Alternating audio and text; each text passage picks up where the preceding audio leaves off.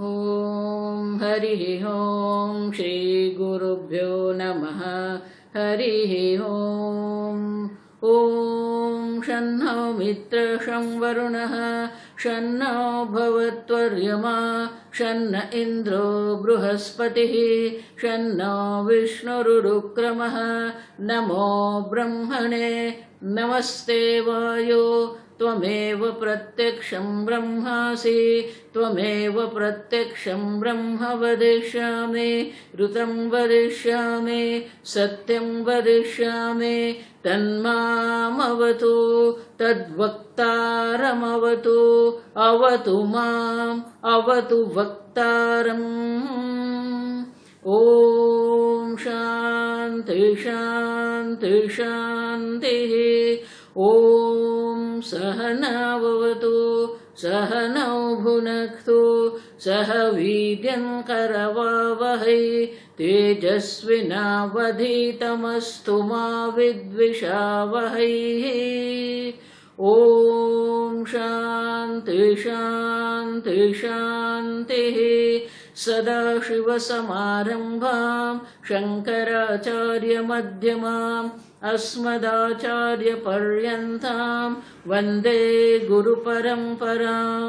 श्रुतिस्मृतिपुराणानाम् आलयं करुणालयं नमामि भगवत्पादं शङ्करं लोकशङ्करं शङ्करं शङ्कराचार्यं केशवं बादरायणं सूत्रभाष्यकृतौ वन्दे भगवन्तौ पुनः पुनः। ईश्वरो गुरुरात्मेति मूर्तिभेदविभागिने व्योमवद्व्याप्तदेहाय दक्षिणामूर्तये नमः। निधये सर्वविद्यानां विषजे भवरोगिणां गुरवे सर्वलोकानां दक्षिणामूर्तये नमः। ॐ नमः प्रणवार्थाय शुद्धज्ञानैकमूर्तये निर्मलाय प्रशान्ताय दक्षिणामूर्तये नमः। मंगलाचरण। ॐ नमः श्रीशङ्करानन्द गुरुपादाम्बुजन्मने। ॐ नमः श्रीशङ्करानन्द गुरुपादाम्बुजन्मने। सविलासमहामोहग्राहग्रासैककर्मणे सविलासमहामोहग्राहग्रासैककर्मणे।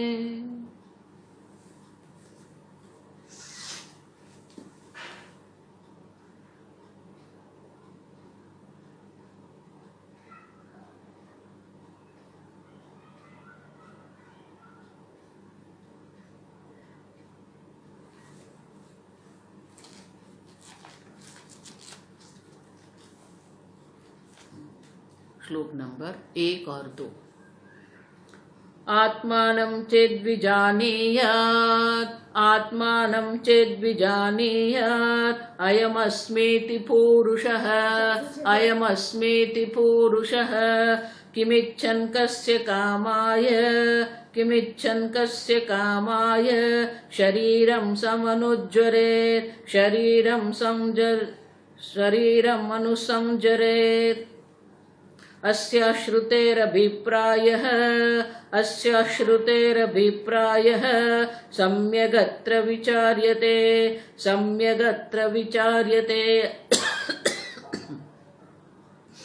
जीवन्मुक्तस्य या तृप्तिः सा तेन विशदायते।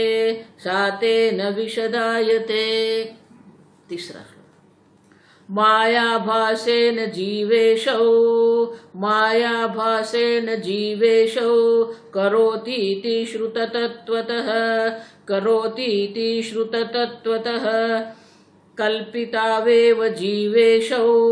कल्पितावेव जीवेशौ ताभ्यां सर्वं प्रकल्पितम्।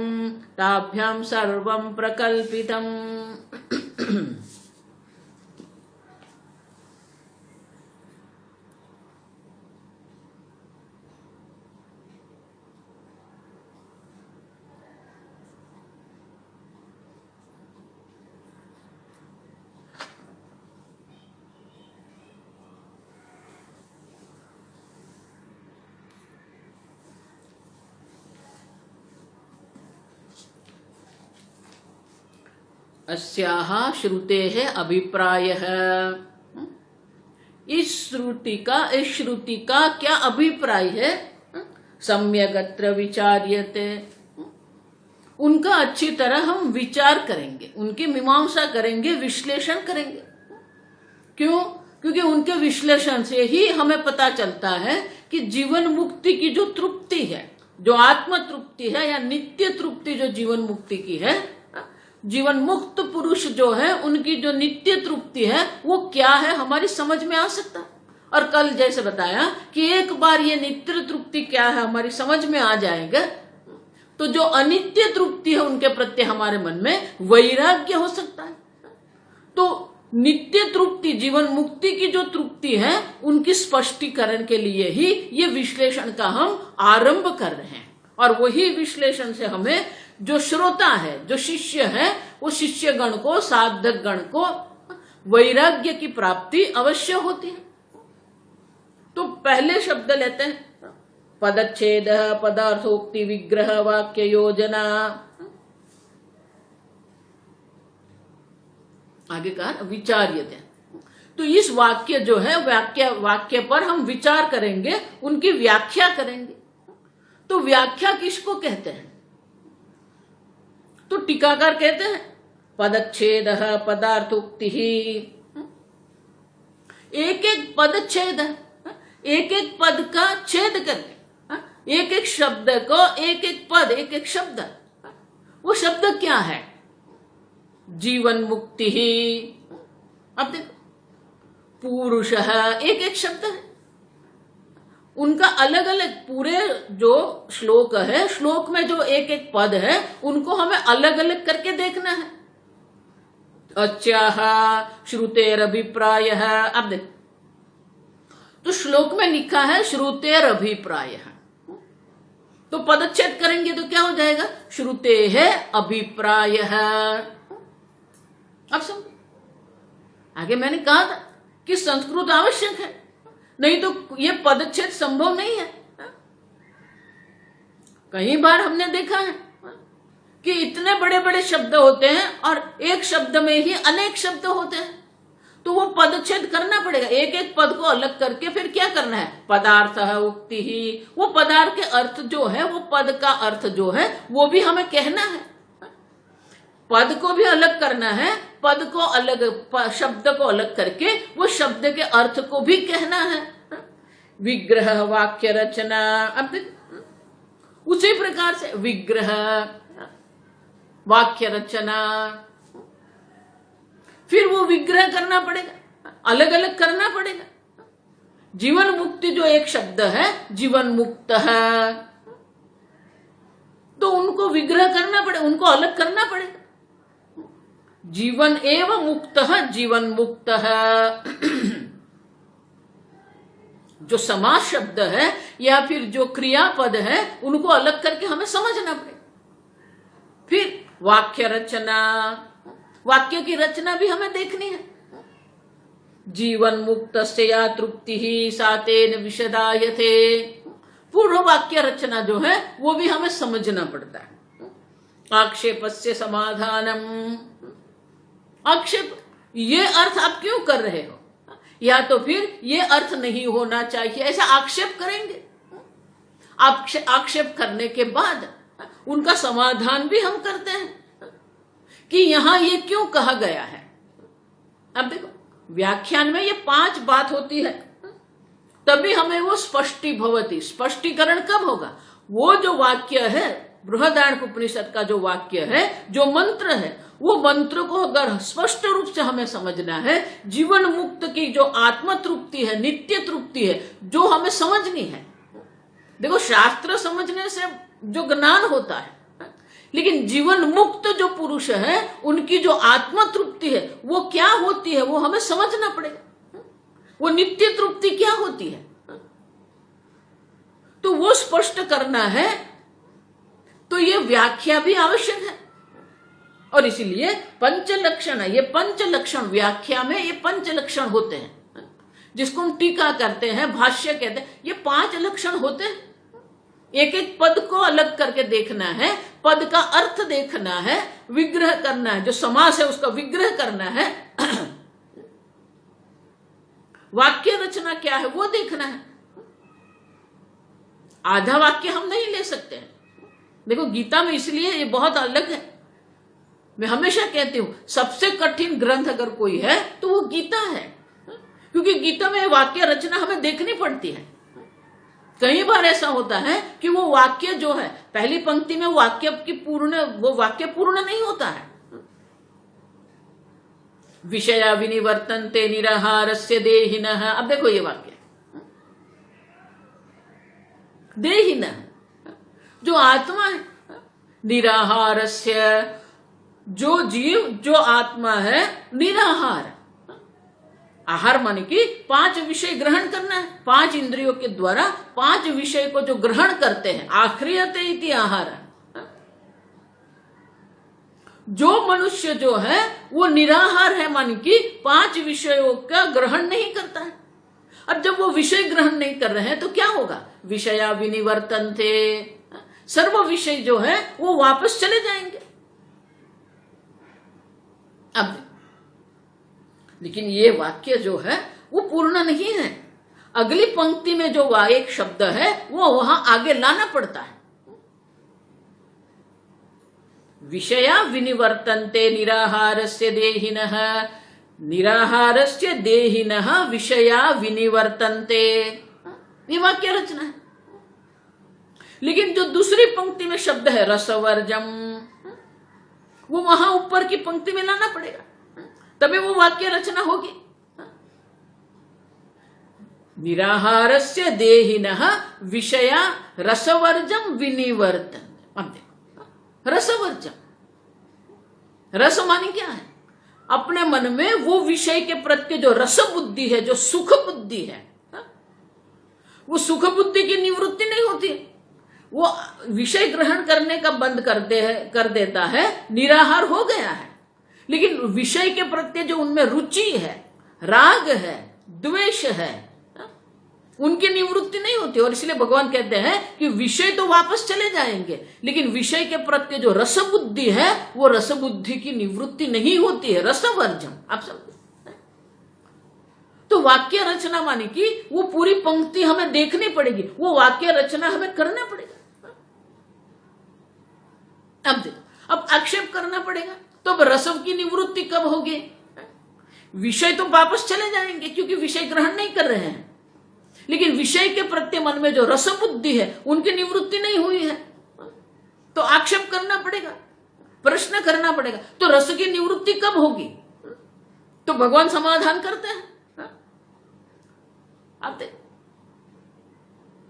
विषया विनिवर्तन्ते निराहारस्य देहिनः रसवर्जम रसहि अपो अपि अस्य परम दृष्टा निवर्तते। अब आक्षेप कर सकते हैं, वो रस की निवृत्ति कैसे होगी? भगवान क्या कहते हैं?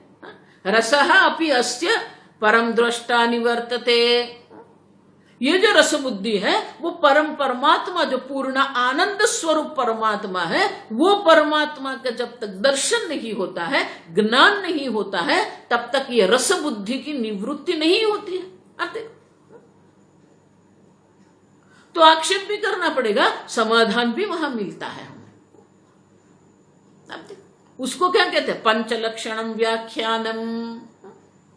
तो किसी भी मंत्र, किसी भी वाक्य का जब हम व्याख्यान करते हैं तो ये 5 प्रकार से हमें उनकी व्याख्या करनी पड़ती है, उनका विश्लेषण करना पड़ता है, तभी वो वाक्य हमें स्पष्ट होता है। और इसीलिए विज्ञान मुनि जो कहते हैं कि इस 5 प्रकार के लक्षण जो है हमें देखना पड़ेगा। पहला लक्षण क्या है? पदच्छेद। अब देखो, पदार्थ उक्ति ही, पदच्छेद करना पड़ेगा, एक एक शब्द को अलग करना पड़ेगा, फिर एक एक शब्द का अर्थ हमें समझना है। तो विज्ञान मुनि क्या करते हैं? पुरुषः, ये प्रथम शब्द हाथ में लेते हैं। पुरुष इति पदार्थम अर्थम अभिधातुम तत् उपोद्धात्वेन दृष्टुष्टम संक्षिप्य दर्शयति। अब ये पुरुष शब्द है। अब पुरुष शब्द जो है उनका अर्थ अगले श्लोक में दर्शाते हैं। अब तो पुरुष शब्द से क्या अर्थ निकलता है?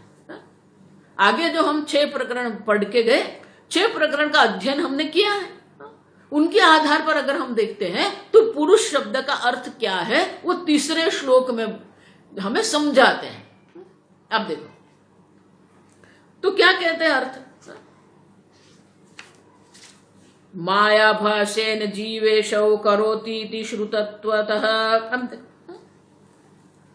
ये 2 है, जीव ईशौ, जीव और ईश्वर 2 है, लेकिन वो 2 जो है किसके कारण है? मायाभासेन, माया के आभास से हमें 2 दिखते हैं, 2 नहीं है। आप समझो,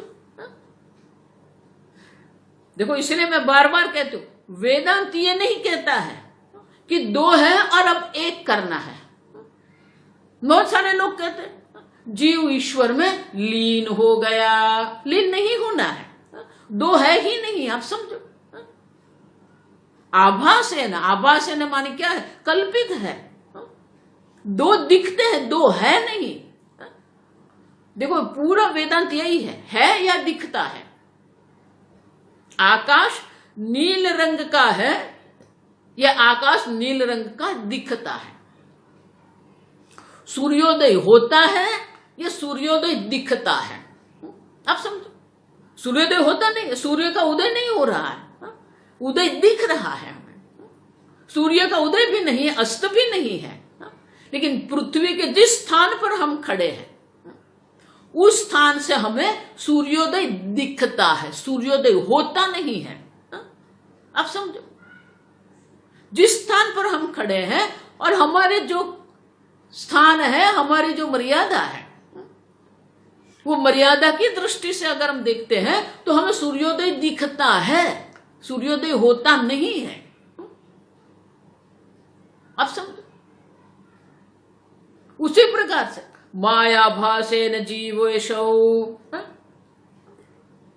माया के आभास से, माया के आभास के कारण जीव और ईश्वर 2 दिख रहे हैं, है नहीं? आप समझो, बहुत सारे लोग बहुत गड़बड़ कर रहे हैं, जीव ईश्वर में लीन हो गया। नहीं, 2 कहां पर है? हम 2 से बात नहीं कर रहे हैं, एकमेव अद्वितीयम, एक अद्वितीय तत्व है जो आप है, वो जो चैतन्य स्वरूप है। लेकिन माया के आभास के कारण वो 2 दिख रहे हैं, एक जीव चैतन्य दिख रहा है, दूसरा ईश्वर चैतन्य हमें दिख रहा है। जिस प्रकार से सूर्योदय हमें दिख रहा है, सूर्योदय होता नहीं है, आकाश नील रंग का नहीं है, आकाश नील रंग का दिख रहा है। अब समझिए, ये माया सब दिखा रही है हमें, हम देख के गए।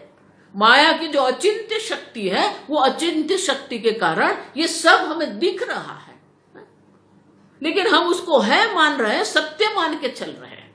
और इसलिए देखो, इसलिए आरंभ से ही कह दिया माया आभास है ना, प्रतिपाद्यम अर्थम बुद्धो संगृह्य, जो अर्थ का प्रतिपादन करने वाले हैं वही अर्थ को मन में रखकर ये श्लोक हमें कह रहे हैं। माया शब्देन चिदानंदमयम अयम ब्रह्म प्रतिबिंब समन्विता। अब देखो, और इसीलिए दूसरी पंक्ति में क्या, कल्पितो एव, माया के आभास के कारण ही ये 2 कल्पित है। आप देखो, कल्पितो, जीव सत्य नहीं है, कल्पित है। जिस प्रकार से आकाश में नीलिमा कल्पित है, कल्पित है मानी वो दिख रही है। जिस प्रकार से मृगजड़ का दर्शन हम करते हैं तो वो मृगजड़ कल्पित है। आप समझ, सत्य नहीं है। देखो, इसलिए मैं कहती हूं कि आपको कुछ दिख रहा है मानी वो सत्य नहीं हो जाएगा। आप किसी का अनुभव कर रहे हैं, अनुभव करने मात्र से वो सत्य नहीं बन जाता। उनकी सत्यता हमें देखनी पड़ेगी। सत्य किसको हम कहते हैं, पहले सत्य की व्याख्या करनी पड़ेगी, फिर हम समझ सकते हैं। त्रिकालेपि तिष्ठति इति सत्य, जो तीनों काल में एक समान रहता है उसे हम सत्य कहते हैं, सत्य कहते हैं। अब देखो, जो कभी भी किसी भी प्रकार से परिवर्तित नहीं होता है, जिसको संस्कृत में विकार कहते हैं। विकार माने कि परिवर्तन। जो निर्विकारी है वो सत्य है, लेकिन ये जगत जो है वो विकारी है, परिवर्तनशील है। काल परिवर्तनशील है, देश परिवर्तनशील है, वस्तु परिवर्तनशील है। आपका शरीर भी क्या है? विकारी है। आप समझो,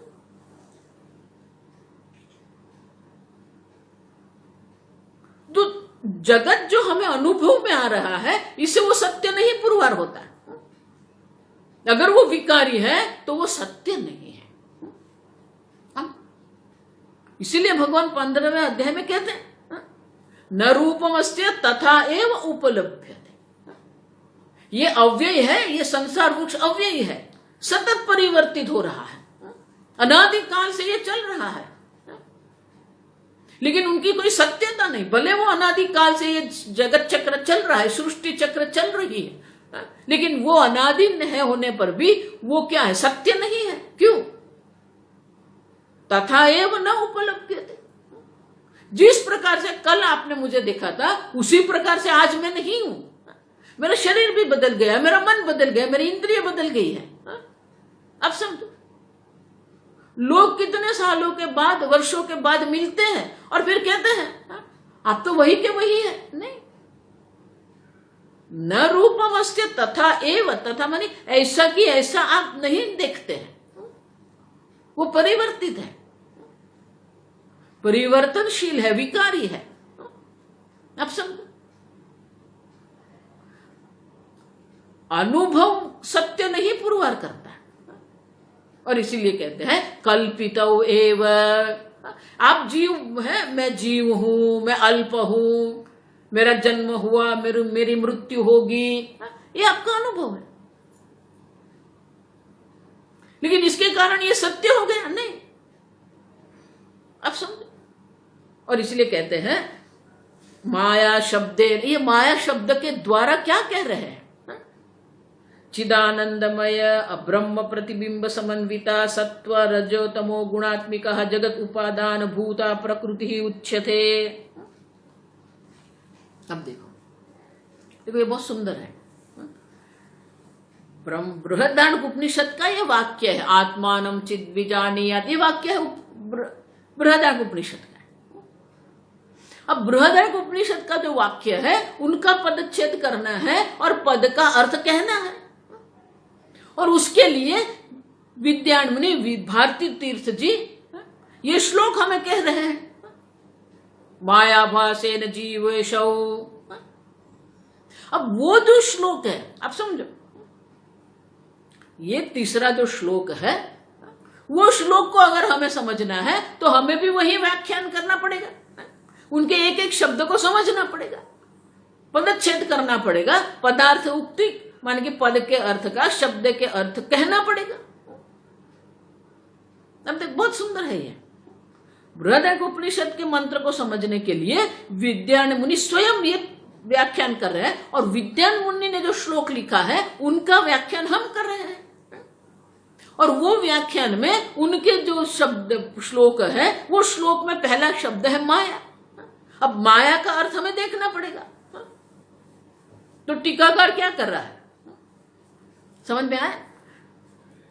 भारती तीर्थ जी जो है वो बृहदारण्यक उपनिषद के मंत्र का व्याख्यान कर रहे हैं, हम जो है उनके एक एक श्लोक की व्याख्या करते हैं। और वो श्लोक की अगर मुझे व्याख्या करनी है तो पहले ये समझना पड़ेगा कि माया क्या है, और इसलिए माया का अर्थ समझाते हुए कहते हैं चिदानंद ब्रह्म, चिदानंदमय जो चैतन्य स्वरूप ब्रह्म है। ब्रह्म मानी बृहत्वाद ब्रह्म, जो विशाल है, अनंत है। ब्रह्म मानी अनंत, किसी भी प्रकार की मर्यादा नहीं, परिच्छिन्नता नहीं है, देश काल वस्तु अपरिच्छिन्न जो है। और वो जो ब्रह्म है जड़ नहीं है। आकाश भी सर्वव्यापी है, अनंत है, लेकिन आकाश जड़ है। ब्रह्म क्या है? चिदानंदमय, वो चैतन्य स्वरूप, आनंद स्वरूप है वो।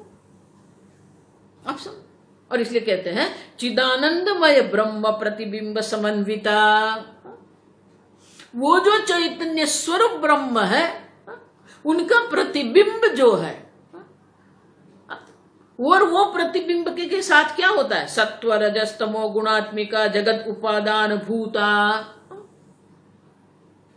माया को प्रकृति कहते हैं। मायाम तु प्रकृतिम विद्धि, हम देखेंगे श्वेताश्वतर उपनिषद में कहते हैं ये जो माया है, जो भगवान की माया है, वो प्रकृति है। क्यों प्रकृति कहते हैं? जगत उपादान भूता, क्योंकि वो जगत का उपादान है। किसी भी सृष्टि के लिए दो प्रकार के कारण होते हैं। एक सृष्टि बनाने, सृष्टि करने वाला होता है, और एक द्रव्य होता है जिससे सृष्टि होती है। किसी भी सर्जन करना है तो वो सर्जन करने वाला होना चाहिए, सर्जन करता होना चाहिए। और वो सर्जन करता है, कोई द्रव्य से सर्जन करेगा, मेकर एंड मटेरियल। सर्जन करता भी होना चाहिए, वो सर्जन करने के लिए द्रव्य भी आवश्यक है। तो शास्त्र में जो सर्जन करता है उसे निमित्त कारण कहते हैं, और जो द्रव्य है उसे उपादान कारण कहते हैं। और इसीलिए टीकाकार कहते हैं ये जो माया है वो क्या है? उपादान भूता, जगत उपादान भूता। संपूर्ण जगत का उपादान कारण स्वरूप ये माया है, और इसलिए वो माया क्या है? प्रकृति है। प्रकृति माने क्या है? प्रकर्षेण कृति योग्यत्वात्। मिट्टी से हम घड़ा बना सकते हैं, तो मिट्टी जो है वो घड़े की प्रकृति है, उपादान है, द्रव्य कारण है। आप देखो तो मिट्टी में घड़ा की उत्पत्ति के लिए वो प्रकृति मानी की योग्यता है। मिट्टी में घड़े बनने की योग्यता है, वो प्रकृति कृति योग्यत्व, आप समझो। लेकिन जल में वो घड़े बनने की योग्यता नहीं है। स्वामी जी उनके लिए पोटेंशियल कहते हैं, संभावना जिसको कहते हैं। घड़े से मिट्टी, मिट्टी से घड़े बनने की संभावना है, आकाश में वो संभावना नहीं है, वायु में वो संभावना नहीं है, अग्नि में वो संभावना नहीं है, जल में वो संभावना नहीं है। अब देखो तो घड़े के लिए जो प्रकृति है वो क्या है? किसमें घड़े बनने की संभावना है? मिट्टी में है, पृथ्वी में है। आप समझो। अन्य चार जो पंच महाभूत है वो घड़े की प्रकृति नहीं है, उपादान कारण नहीं है, द्रव्य कारण नहीं है, क्योंकि उनमें वो संभावना नहीं है, योग्यता नहीं है। और इसीलिए कहते हैं कृति योग्यत्वात् प्रकृति।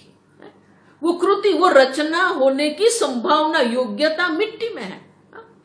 अब देखो उसी प्रकार से ये माया प्रकृति है, माने कि माया ये जगत रूप अभिव्यक्त हो रही है। अब समझो तो जगत स्वरूप अभिव्यक्त होने की संभावना माया में है। जिस प्रकार से घड़े बनने की संभावना, योग्यता जो है वो मिट्टी में है, उसी प्रकार से माया में वो संभावना, वो योग्यता है कि संपूर्ण जगत स्वरूप वो दिख रही है। अब समझो जगत उपादान भूता, जगत के उपादान स्वरूप जो है वो प्रकृति जो है वो माया है। अब समझो, देखो माया को नकारात्मक रूप से मत लेना।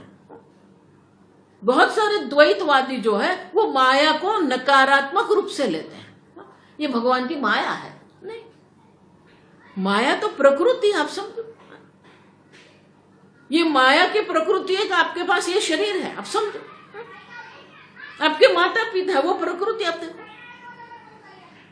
वो भगवान की माया है, माने क्या है? अचिंत्य शक्ति है भगवान की, और उसमें ये संभावना, ये योग्यता है। और इसीलिए कहते हैं कि ये माया शब्द जो है उनका भी ठीक अर्थ हमारे मन में होना चाहिए। और वो माया का स्वभाव क्या है, मानवा गुण क्या है? सत्व रजस तमो गुणात्मिका। ये माया त्रिगुणात्मिका है। सत्व गुण, रजोगुण और तमोगुण, ये 3 गुण वाली ये माया है, त्रिगुणात्मिका माया है।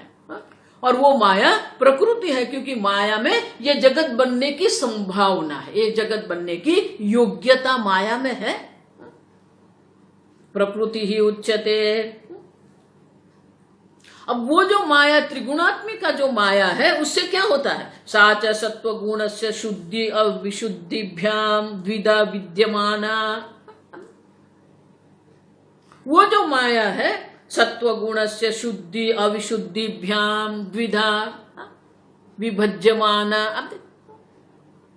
माया के जो 3 गुण है, वो 3 गुण के आधार पर ये माया के 2 विभाग हो जाते हैं। द्विधा विद्यमान क्रमेण। सत्व गुण प्रधान जो है, उसके कारण जो माया जो है, अब देखो, और जो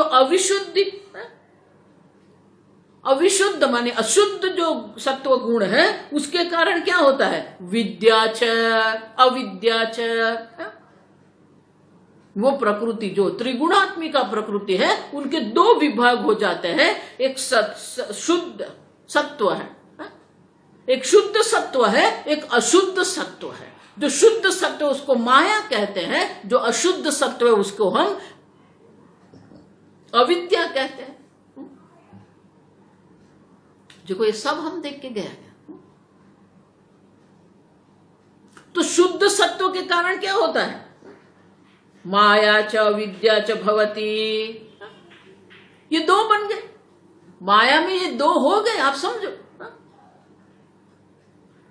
एक शुद्ध सत्व है जो माया है, दूसरे जो है अशुद्ध सत्व है जिसको हम अविद्या कहते हैं। अब 2 जो हो गए, 2 के कारण क्या होगा? तयोहो माया अविद्ययोहो प्रतिबिंबितम ब्रह्म चैतन्यमेव। अब जो माया जो है सत्व है, सत्व गुण है, माने सत्व गुण क्या है? जो शुद्ध है, जो प्रकाश स्वरूप है, जो ज्ञान स्वरूप है, वो सत्व है। तो वो जो शुद्ध सत्व जो है, वह प्रतिबिंब चैतन्य का प्रतिबिंब संभव है। देखो मेरे पीछे दीवार है, दीवार पर ये प्रकाश पड़ रहा है, प्रकाश पड़ के वो प्रतिबिंबित हो, वो परावर्तित हो रहा है। आप समझो ठीक से ये शब्द। प्रकाश मेरे पीछे जो दीवार है, वो दीवार पर पड़ के वो क्या होता है? उनका परावर्तित हो रहा है, रिफ्रेक्शन कहते हैं उसको। लेकिन अगर दीवार के जगह, दीवार के स्थान पर अगर दर्पण होगा वहां पर, तो क्या होगा? वो प्रकाश जो है वो प्रतिबिंबित होता है। अब देखो, और सत्व गुण है, जो सत्व गुण है, सत्व गुण जो है शुद्ध है, दर्पण समान है, और इसलिए क्या होता है? प्रतिबिंबित ब्रह्म चैतन्यम। वो जो प्रकाश स्वरूप चैतन्य जो आत्मा है, उनका वहां प्रतिबिंब होता है। अब देखो, माया भाष्य ने कहा ना, आभास माने क्या है? प्रतिबिंब है। तो वो जो माया भास जो है, माया आभास के कारण क्या होता है? माया में ब्रह्म चैतन्य जब प्रतिबिंबित तो होता है, और अविद्या में भी वो, क्योंकि सत्व तो है, भले अशुद्ध सत्व है, लेकिन वो सत्व है अविद्या, और इसके कारण क्या हो? उसमें वो ब्रह्म चैतन्य प्रतिबिंबित होता है। जब माया में जो ब्रह्म चैतन्य प्रतिबिंबित होता है, उसे हम ईश्वर कहते हैं। अविद्या में जो ब्रह्म चैतन्य प्रतिबिंबित होता है, उसे हम जीव कहते हैं। अब देखो, और इसलिए कहते हैं शुद्धि अविशुद्धिभ्याम द्विधा विद्यमाने क्रमेण माया च विद्या तयोः माया विद्ययोः प्रतिबिंबितम ब्रह्म चैतन्यम ईश्वरः जीवः इति उच्यते। माया में जो प्रतिबिंबित ब्रह्म चैतन्य है, उसे हम ईश्वर कहते हैं। अविद्या में जो प्रतिबिंबित चैतन्य है, उसे हम जीव कहते हैं। अब देखो, तदिदम तत्व विवेकाख्य ग्रंथे ये सब चर्चा हम कहाँ करके गए? तो बोले कि ये सब चर्चा हमने तत्व विवेक प्रकरण में किया है। जब तत्व का हमने विवेक किया है, विश्लेषण किया है कि ये जीव और ईश्वर जो है वो माया और अविद्या में प्रतिबिंबित होता है। तो जीव क्या है? जीव किसको कहते हैं? तो ब्रह्म चैतन्य जो कूटस्थ चैतन्य है, जो निर्विकारी चैतन्य है, और जो सत्व शुद्ध, जो सत्व माने कि जो बुद्धि में सात्विक पंच महाभूत से उत्पन्न हुई जो बुद्धि है, वो बुद्धि और उसी में जो प्रतिबिंबित हो रहा है चैतन्य, तो चैतन्य का प्रतिबिंब वो सत्व प्रधान बुद्धि और ब्रह्म चैतन्य, ये तीनों मिलके जीव बनता है। और इसलिए कहते हैं, ये आगे के प्रकरण में हम चर्चा करके गए कि जब वो सत्व बुद्धि में प्रतिबिंबित होता है तो वो प्रतिबिंब चैतन्य का प्रतिबिंब, जिसको हम चिदाभास कहते हैं। देखो यहां मायाभास कहा है, इसलिए जो बुद्धि में जो प्रतिबिंबित चिदाभास है, तो बुद्धि प्रतिबिंबित चिदाभास और ब्रह्म चैतन्य, ये तीनों मिलके जीव बनता है। उसी प्रकार से माया जो है वो माया में जो प्रतिबिंबित चैतन्य है, तो माया में जो प्रतिबिंबित चैतन्य और जो ब्रह्म चैतन्य है, ये तीनों मिलके क्या होता है? ईश्वर है इति उच्यते। और इसलिए कहते हैं माया भाषेन जीवेशो। माया और अविद्या में जो प्रतिबिंबित है, आभास माने प्रतिबिंब, वो प्रतिबिंब के कारण जो चैतन्य है वही जीव भी कहलाता है, ईश्वर भी कहलाता है। अब वो आभास है मानी क्या है? कल्पित हो, सत्य नहीं है ये। सही में कोई जीव है, कोई ईश्वर ऐसा नहीं है। जो है वो तो एक अद्वितीय चैतन्य मात्र है। और इसलिए कहते हैं, तो कहते हैं कि ये श्लोक हमने आगे देख के गए हम लोग। प्रकृति ही द्विधा चसा सत्व शुद्धि विशुद्धाभ्याम माया बिंब वशीकृत्यताम स्यात् सर्वज्ञ ईश्वर। माया के कारण वो ईश्वर है जो सर्वज्ञ है, सर्वशक्ति है।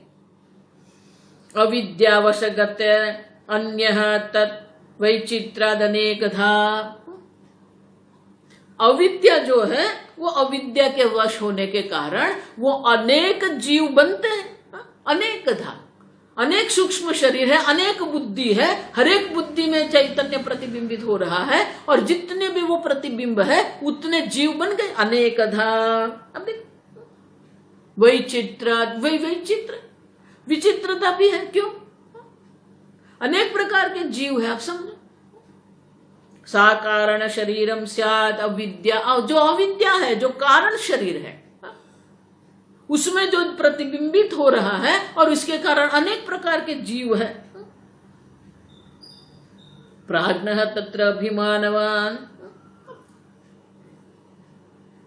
और इस प्रकार से माया के आभास के कारण, वो प्रतिबिंब के कारण जीव और ईश्वर दो दिख रहे हैं, है नहीं? जिस प्रकार से सूर्य एक ही है, लेकिन अगर अनेक जल पात्र हम रख देते हैं तो अनेक जल पात्र में अनेक सूर्य के प्रतिबिंब दिखते हैं। तो जितने जल पात्र है और जिस प्रकार का जल उसमें है, जिस रंग का जल इसमें है, उसी प्रकार का सूर्य का प्रतिबिंब हमें दिखेगा। अगर लाल रंग का जल है तो वो लाल रंग का सूर्य दिखेगा, हरे रंग का जल है तो वो हरे रंग का सूर्य दिखेगा। सूर्य तो एक ही है, प्रकाशमान सूर्य तो एक ही है, लेकिन जिस प्रकार का जल होगा उसी प्रकार का वो सूर्य दिखेगा हमें, सूर्य का जो प्रतिबिंब है। अगर वो जल चंचल है तो वो जो सूर्य हमें दिखता है वो चंचल दिखेगा। और इसलिए कहते हैं कि अनेक प्रकार के कारण शरीर होने के कारण, अनेक प्रकार के सूक्ष्म शरीर होने के कारण जीव में भी अनेकता है, विचित्रता भी हमें दिख रही है। और उसी अर्थ को मन में रख के यहां पर हमें कहा गया है मायावासेन जीवेशौ करोतीति। और नृसित आपके ने उपनिषद में भी कहा है जीवेशौ आभासेन करोति माया च विद्या च स्वयमेव भवति इति श्रुतित्वतः।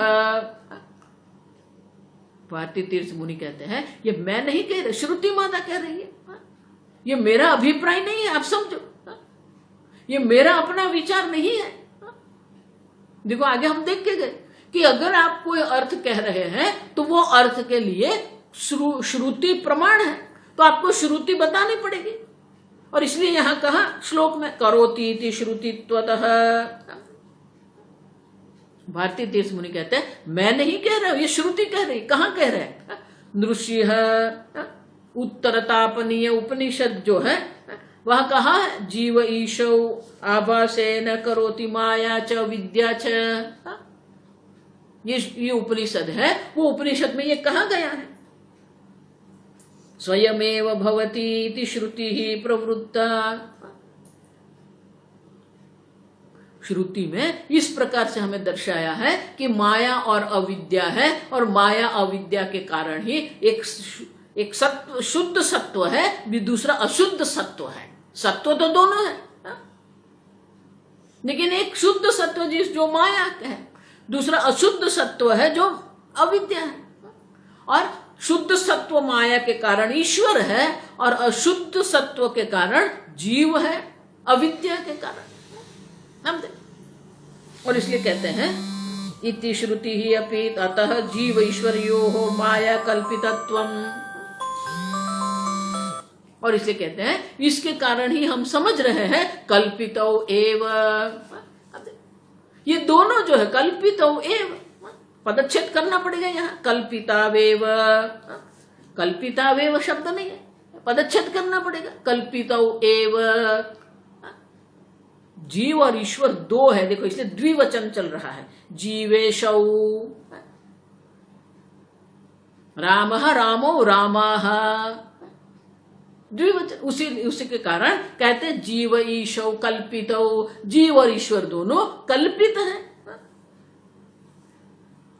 ताभ्याम सर्वम प्रकल्पितम, और ये दोनों के द्वारा, ताभ्याम आप देखो वो भी द्विवचन है, ये दोनों के द्वारा ही अन्य सर्व जो है प्रकल्पितम, अन्य सर्व की भी कल्पना हो रही है। पहले जीव और ईश्वर की कल्पना हो रही है, पहले जीव और ईश्वर हमें दिख रहा है, और वो जो जीव और ईश्वर है, वो दो जीव ईश्वर जो है, दोनों से ये संपूर्ण जगत, ये सृष्टि की भी कल्पना हो रही है। और इसलिए कहते हैं सर्वम प्रकल्पितम। हम उसे सत्य मान के चल रहे हैं, ये मेरा बेटा है, ये मेरा धन है, ये मेरा, अब क्या क्या हम मैं करके बैठे हैं, क्या क्या पकड़ के हम बैठे हैं, सब कल्पित। एक आप है जो आत्मा है, जो चैतन्य स्वरूप आत्मा, वो सत्य है। आपसे अन्य सर्व जो है वो कल्पित है, प्रकल्पित मानी प्रकर्षण कल्पित। अब देखो माया की इतनी अचिंत्य शक्ति है, वो इतनी दृढ़ता से इतनी सुंदर रचना बना के हमें दिखाती है कि हम उसको कल्पित मान ही नहीं सकते हैं।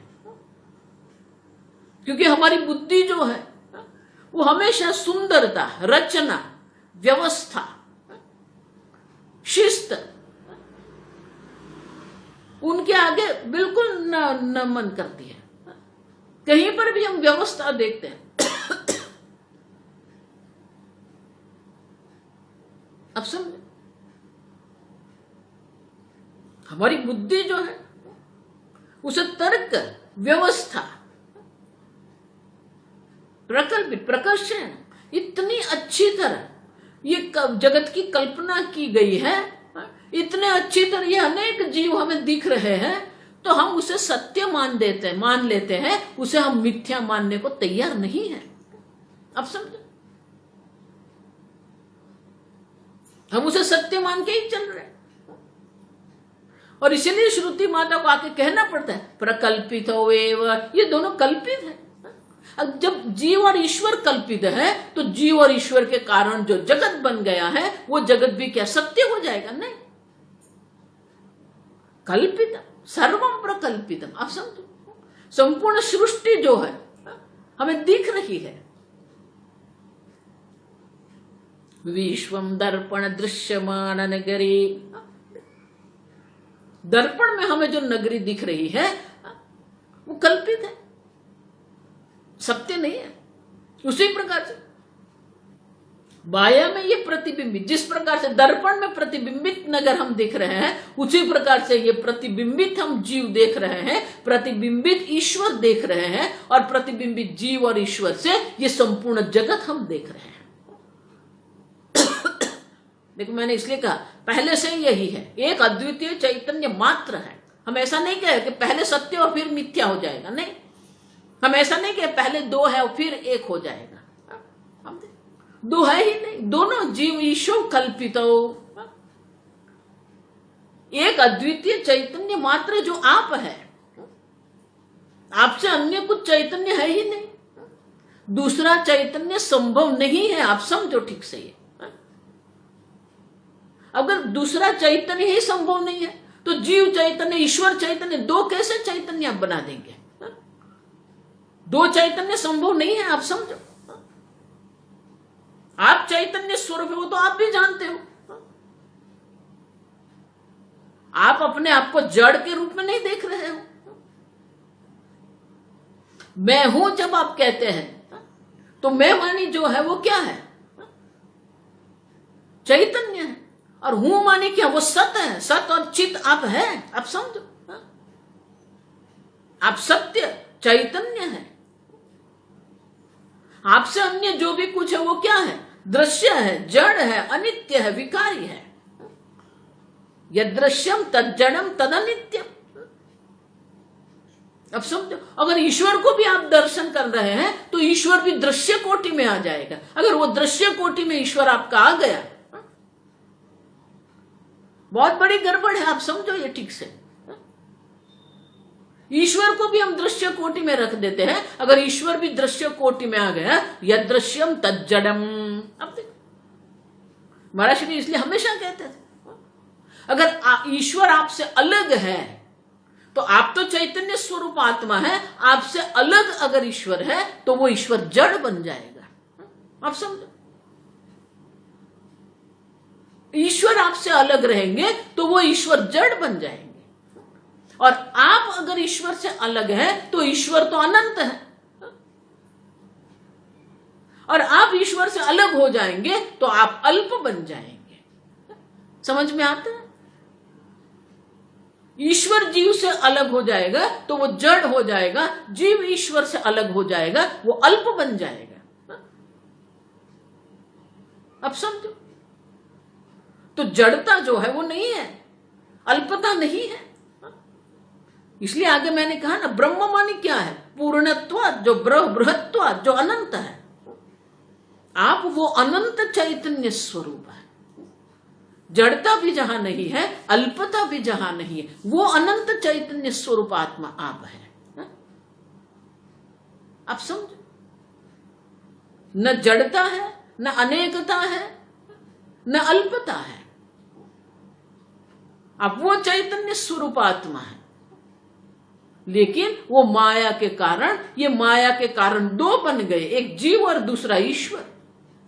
और ये दो जो है वो दो से ये पूरे जगत की कल्पना हो गई। और इसलिए श्लोक में कहते हैं सर्वम प्रकल्पितम सर्वम जगत, संपूर्ण जगत जो है। और ये संपूर्ण जगत मानी क्या है? ये सर्वम मानी क्या है? हमारा सर्व क्या है? आप समझो, हमारा सर्व तो अल्प ही है, सर्व है ही नहीं। सर्व मानी क्या है? ये सूर्यमंडल मात्र नहीं, हमारी चक्राकार निहारिका मात्र नहीं, ये ब्रह्मांड जो है वो मात्र नहीं है। जीवन शिव तो आप इच्छाए थे। अब देखो वहां पर भी क्या कहते हैं नरसिंह मेहता। अब सब रचि परपंच 14 लोक की, संपूर्ण ब्रह्मांड की रचना मानी क्या है? ये 14 लोक है। भू भुवः महः जनः तपः सत्य। ऊर्ध्व 7 लोक है, भू भुवः महः जनः तपः सत्य। उसी प्रकार से अधोलोक भी सप्त है, आतल सुतल वितल तलातल रसातल महातल पाताल। आप और बीच में बहुत सारे सूर्य लोक है, चंद्र लोक है, वैकुंठ है, गोलोक है, बहुत सारे अन्य लोक भी है, अनेक लोक है, अनेक प्रकार के लोक है, अनेक प्रकार के जीव है, अनेक प्रकार के भोग है। प्रकल्पितम इसलिए का प्रकर्षण, इतनी अच्छी तरह ये संपूर्ण कल्पना की गई है और ये सब चर्चा हो रही है। लेकिन सब क्या है? माया भासेन कल्पित, सब कल्पना मात्र। जो है वो तो एक अद्वितीय पूर्ण चैतन्य स्वरूप आप है, लेकिन अविद्या के कारण, अज्ञान के कारण ये सब आपको दिख रहा है नहीं, दिखता है। आप समझो, एक ही दृष्टांत आप याद रखो, सूर्योदय होता नहीं है, सूर्योदय दिखता है। उसी प्रकार से जीव और जीव ईश्वर से यह संपूर्ण ब्रह्मांड की जो उत्पत्ति हुई है वो दिख रही है नहीं। और इसीलिए पहले ही श्लोक में दर्शा दिया कि ये जो सब हम अनुभव कर रहे हैं, जितना भी हम अनुभव कर रहे हैं वो सब दिख रहा है, सत्य नहीं है, वो कल्पित है, प्रकल्पित है। आगे हम कल देखेंगे। ओम स्वस्ति प्रजाभ्यः परिपालयन्तां न्यायेन मार्गेण महिं महिषाः गोब्राह्मणेभ्यः शुभमस्तु नित्यं लोकाः समस्ताः सुखिनो भवन्तु काले वर्षतु पर्जन्यः पृथिवी सस्यशालिनी देशोऽयं क्षोभरहितः ब्राह्मणाः सन्तु निर्भयाः। ओम सर्वेषां स्वस्तिर्भवतु, सर्वेषां शान्तिर्भवतु, सर्वेषां पूर्णं भवतु, सर्वेषां मङ्गलं भवतु, सर्वे भवन्तु सुखिनः, सर्वे सन्तु निरामयाः, सर्वे भद्राणि पश्यन्तु, मा कश्चित् दुःखभाग् भवेत्। असतो मा सद्गमय, तमसो मा ज्योतिर्गमय, मृत्योर्मा अमृतंगमय। ओम पूर्णमदः पूर्णमिदं पूर्णात् पूर्णमुदच्यते पूर्णस्य पूर्णमादाय पूर्णमेवावशिष्यते। ओम शांति शांति शांति। हरिः ओम। श्री गुरुभ्यो नमः। हरिः ओम।